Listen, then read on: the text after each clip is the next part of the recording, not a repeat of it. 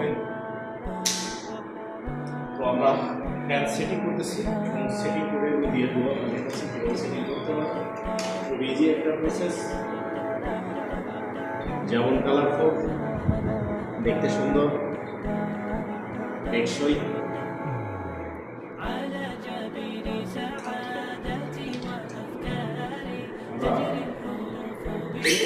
প্রতিনিয়ত কাজ করে যাচ্ছি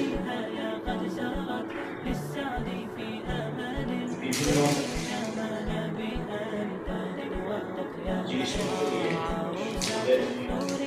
নিয়ে, নির্ভেজাল অথেন্টিক। সরিষার তেল, পাশাপাশি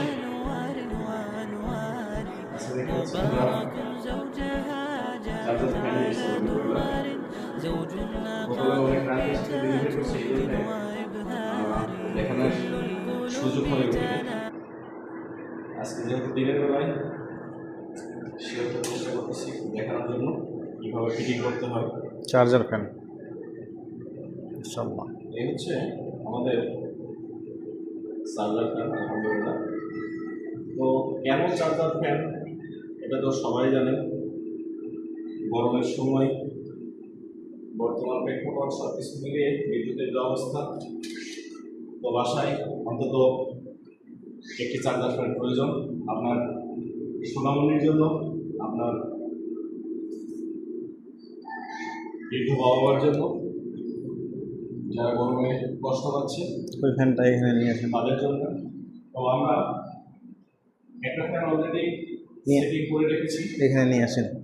এবং আর একটা ফ্যান করতেছি আলহামদুলিল্লাহ।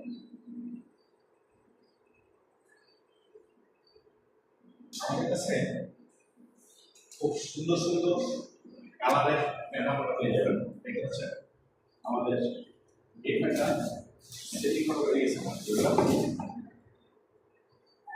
এটা চালিয়ে দেখেন, দেখতে পাচ্ছেন চলতেছে আলহামদুলিল্লাহ। কত সুন্দর কালার, পছন্দ হওয়ার মতো সুন্দর মাশাআল্লাহ। বাতাস। বাতাস খুব আপনারা কুল। এটা দেখলেই ভালো লাগবে। রুচিসম্মত একটা ফ্যান। তো এটা কীভাবে সেটিং করতে হবে আগে এটা আমি দেখিয়েছি, আবার দেখাচ্ছি। যাদের সেটিং এর সমস্যা আছে আমাদের সাথে কথা বলতে আমরা পরামর্শ দিব কীভাবে করতে হবে। এটা খুব ইজি। এটার প্যাস্টেলের কাছে বাম দিকে, ডান দিকে না, বাম দিকে ঘুরাবেন এবং হাতে যতটুকু সম্ভব একটা দিয়ে দেবেন। মেটাল, আলহামদুলিল্লাহ মেটাল না, এটা হচ্ছে